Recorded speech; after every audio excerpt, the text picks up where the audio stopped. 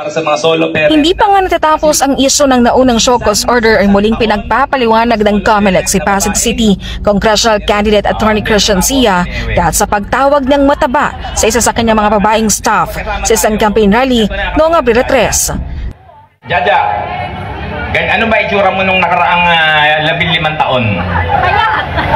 Payat. Oh, hindi, nung makuha ka na ni Ewing. Mataba ka na. Hindi, nung magkasama tayo, eto na ang katawan ni Jaja. Give or take. Ilabas mo na lang yung picture. Huwag na tayo magtalo rito sa harap. Ang punto ko, ganyan ba ang magiging stop ng manyak? Ayon kay COMELEC Chairman Attorney George Garcia, maituturing itong body shaming at posibleng paglabag sa kanilang guidelines sa anti-discrimination and fair campaigning. Meron lamang 3 araw para maghain ng paliwanag sa Sia kung bakit hindi siya dapat mapatawan ng election offense o diskwalifikasyon sa May 12 elections.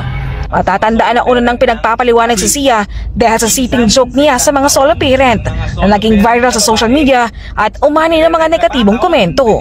Ayon sa poll body, ngayon ang huling araw para makapagbigay ng sagot si Sia sa unang show cause na inisyo sa kanya. Pag hindi po siya sumagot, yan po ay waiver ng kanya pong karapatan na sumagot, and therefore the task force SAFE ay magkakaroon ng assessment kung talaga bang dapat na mag-file ng disqualification case sa kanya or election offense case laban din po sa kanya.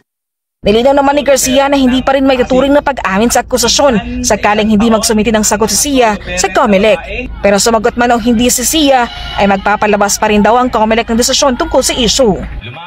Kung sakaling ang determination is i-dismiss, then the case will be dismissed by next week.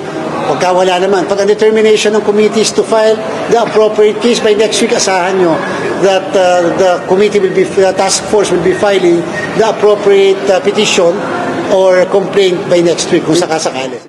Samantala, nagpalabas ang supplemental resolution ng komisyon upang gawing safe space ang mga lugar ng kampanyahan, voting precinct at canvassing area matapos ang mga mapanirang pananalita at asal ng ilang kandidato. Pati sa resolusyon, ituturing ng election offense ang paggamit ng mga hindi maganda o angkop na salita at asal sa kampanyahan. Ito ay warning doon sa mga makakabasa ng bago naming resolution dahil mas ginawa naming specific, mas dinefine namin ang safe space, mas dinefine namin kung ano yung mga other election offenses in relation to acts of discrimination. So sana ito yung mga lessons sa mga iba pa na mga kandidato dyan na iiwasan. Tatandaan nyo, may social media ngayon. Napapanood namin, napapanood ng lahat at hindi madidinay ng kahit na sino. Samantala, inisyuhan din ng show cause order ng Korte Suprema sa Sia kasunod ng kanyang umano'y sexist remarks sa mga single mother. Ayon sa SC, dapat ito magpaliwanag sa loob ng 10 araw kung bakit hindi siya dapat patawan ng disciplinary action.